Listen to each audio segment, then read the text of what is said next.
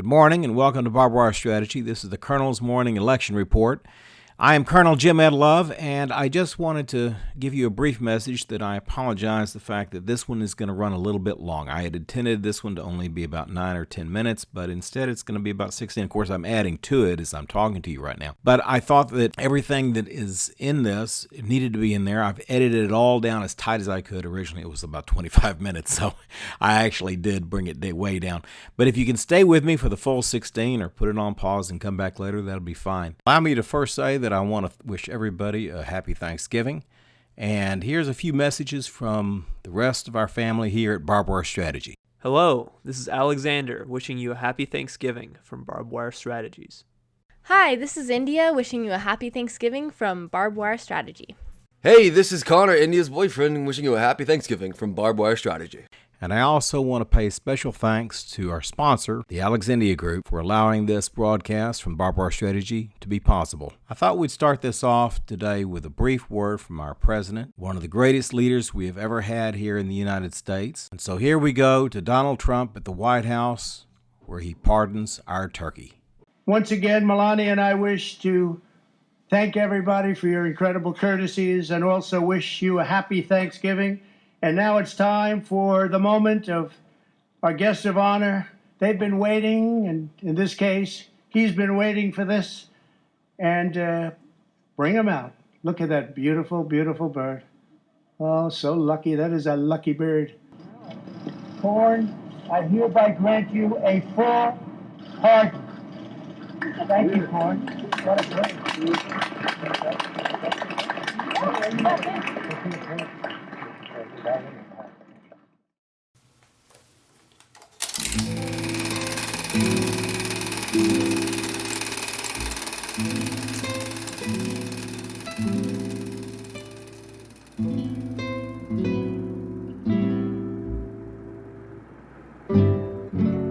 Good morning. Welcome to BarbWire Strategy. This is the Colonel's Morning Election Report. This is, I don't know exactly, well, I'll post how long it's been since the election, November the 3rd, and today is November the 23rd of 2020. I want to talk about primarily one thing, but I guess I'll include two things. One thing I'll throw in to begin with is, well, happy Thanksgiving. Happy Thanksgiving to all of us. Now, let me ask you a question. Where are you going to enjoy your Thanksgiving? I'll tell you where I'm going to enjoy my Thanksgiving. I'm going to go out to my nephew's house, me, my wife, and both kids, and we're going to be very close to my nephew and his wife and other extended family. No, we're not going to be wearing masks, and no, we're not going to be social distancing, and there's going to be a lot of us all together. I'd like to encourage anybody who watches these films, to completely, blatantly ignore any governor's order. Now, fortunately, here in Texas, we don't have a governor's order to socially distance ourselves during Thanksgiving or forego the holiday of Thanksgiving. We can do pretty much whatever we're advised to be responsible. Okay, well, the responsible thing to do is to go along with what is. And what is that there is no corona pandemic. There may be some disease out there. It's not an infection, it's not a disease, it's a virus. There may be a virus out there that is very similar to the seasonal flu. That, yes, you may come down with it, or you may not. And if you're elderly and you've got other debilitating problems, more than likely you could come down with it, and you could die. But you know what? We all have to die. At some point, we all have to die. So I'm really not concerned. They say, oh, well, we should all take these extra measures and close these businesses down and wear these masks and all this crap because, somebody could die. Guess what, folks? People die. People have died for thousands and thousands and hundreds of thousands of years. As far as I know, for millions of years, animals and humans have died, and we haven't been able to defeat it yet. But why do we all of a sudden need to close down our entire world? I'll tell you why we need to close down the entire world. And that is because idiots like Joe Biden, and yes, he is an absolute idiot, but the people who control him, the globalists, they want to shut everything down so that they can reform, they can burn down what we have, what we've built, and so that they can reform something new, a new world order. Anyway, I just wanted to mention, I kind of got on a tangent there, I realize, but I just wanted to mention that you should go and enjoy yourself for Thanksgiving. I'm going to enjoy myself for Thanksgiving. I am not going to social distance myself from anybody. And I'm certainly not going to wear a mask because I do not wear masks. I refuse to wear a mask. And anybody who thinks that I'm going to wear a mask can take that mask and they can shove it straight up their butt. So now you know.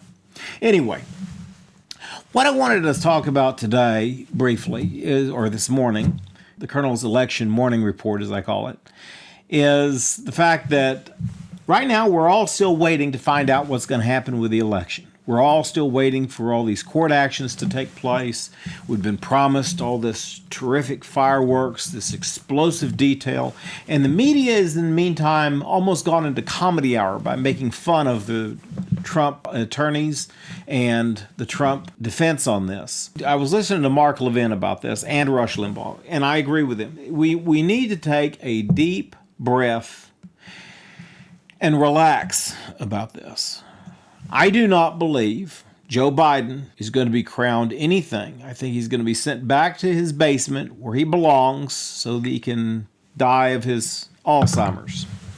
I don't feel sorry for him. He was a corrupt man all of his life. I don't feel sorry for corrupt men. Him and his drug-infested son. Donald Trump, on the other hand, Donald Trump, our president, will remain president for the next 4 years. What has to happen is there's two things, big things, that can happen here in the next 2 or 3 weeks. One is that these challenges in the courts have to have time to take place. And that's going to take place, but it has to take place in different states. And people say, oh, well, wait a minute, they keep going in and they lose this and they lose a battle here. They haven't lost any battles. They know that if they win a battle, it'll be contested and it'll have to be appealed. They know if they lose a battle in a lower court, it'll be contested and appealed. So they know eventually it's the Supreme Court that's going to have to hear the cases on Donald Trump and the 2020 election. The question is, and Mark Levin talked about this tonight, and so did Rush Limbaugh, talked about it earlier today. The question is, does the Supreme Court have the backbone to actually attack this? Do they have the backbone to stand up behind what's right, what's in conjunction with the Constitution, and to throw out this voter fraud, to discount these ballots in these states that are absolutely fraudulently made, fraudulently introduced, and the computer system, I can't remember the name of the company right now, but the computer company that made this algorithm that automatically took votes from Donald Trump and gave them to Biden. All of this, they say, is provable in court. We're all waiting for, and I believe that will be delivered, but we just have to be relaxed and we have to wait until the appropriate time. It's not time yet.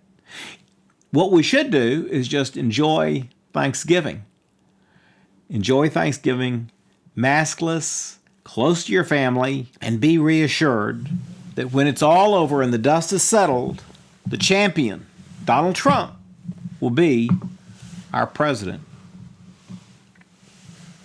Another thing that I wanted to mention in this show, and that is that I'm reading a really good book. A friend of mine recommended it to me, Captain Mark, and I'm reading it, or I'm listening to it. I listen to books, I don't read them because I can listen and do something else at the same time. So I advise you to listen to a book, and that way if you miss something, you can just hit rewind and go back. But I'm listening to The Naked Communist. And The Naked Communist is a fantastic book. It was written back in the late 1950s, and it was published in the early 60s. And it was the only book that J. Edgar Hoover said that if He said, officially, I don't recommend books. I don't endorse books. But if I were to endorse a book, this is the book that I would endorse. We all know that J. Edgar Hoover, beyond what you might think of him, which I don't agree with a lot of the smearing that's going on about J. Edgar Hoover, J. Edgar Hoover was an adamant anti-communist, just as Harry Truman was. I am an anti-communist. I do not believe in communism, and I believe that we need to fight communism either on, whether it be on foreign soil or on this soil here right in the United States. Black Lives Matter, as I've said many times before, is a communist organization. Black Lives Matter needs to be put out of business by the American authorities. I fully back that. The book that I'm reading is The Naked Communist. I would strongly encourage anybody who wants to understand what they call the Democratic platform. I call it the Communist platform because they are the Communist Party now. The Democrats are the communists. Okay? If you want to understand more about the Democrat platform, then read The Naked Communist. And it will explain everything from the Communist Manifesto to Das Kapital by Karl Marx. It'll also explain Engels as well. Engels and Marx and Lenin and Trotsky and Stalin. All of those names Americans need to be very familiar with so they can understand what we're in store with on the Democratic Party and their platform, because we are headed for communism if we allow this man to sit in the White House. I am telling you right now. Now, the last thing I want to tell you about tonight, and I don't mean to predict rainy weather here, but this is what my prediction is. I believe that if they end up not listening to the Trump attorneys, if the Supreme Court doesn't hear it, and that's the other thing that I didn't mention, and that is the Electoral College still has not spoken. And they will not speak, they will not form until December the 14th.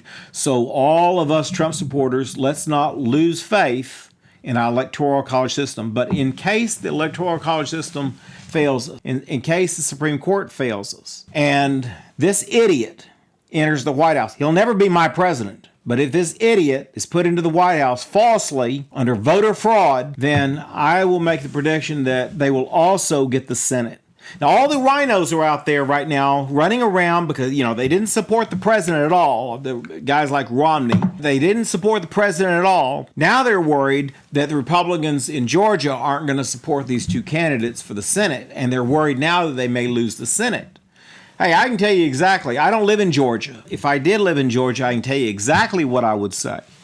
If the Republican Party doesn't get behind Donald Trump and do everything possible to make sure that his attorneys have a good case in court, if the Republican Party doesn't put pressure on the media to get them to turn around and stop making fun of this whole charade and calling the election, which they don't have the authority to call the election for anything, for anybody.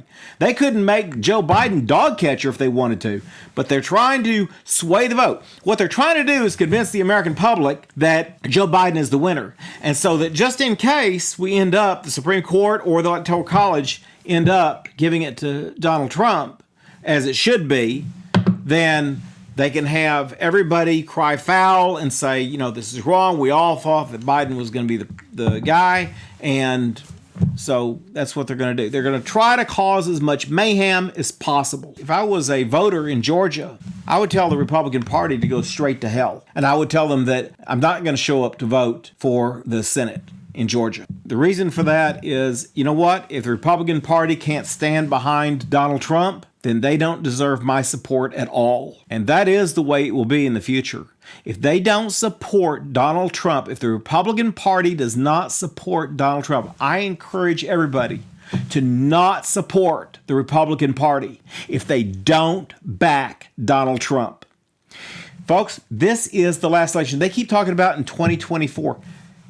Folks, there is not going to be a 2024.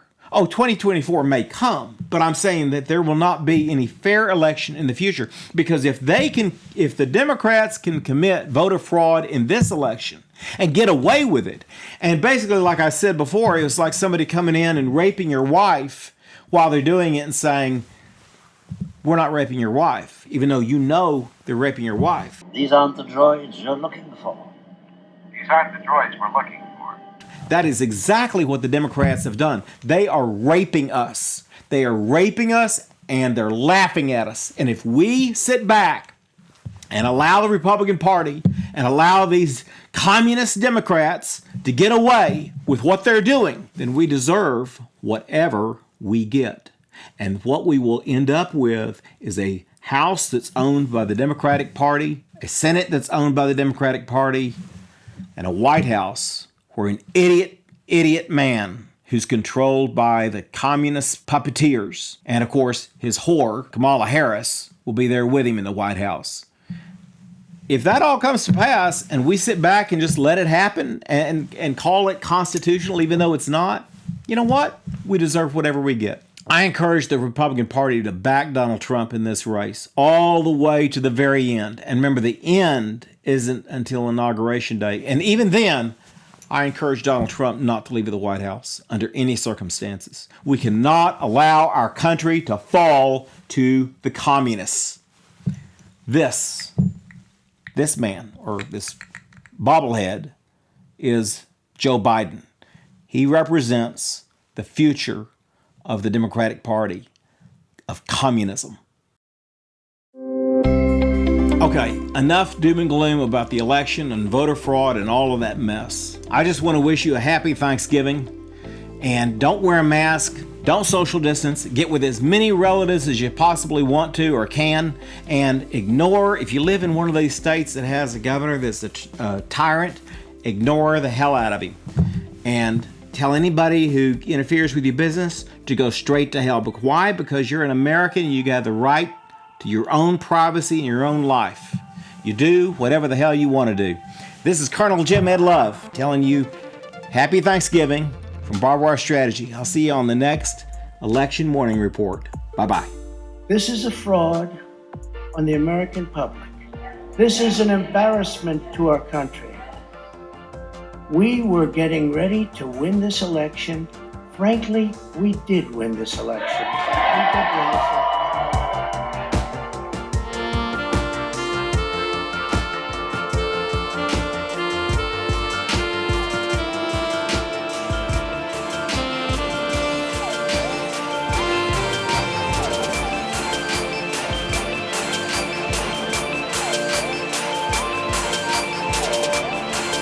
We will make America strong again.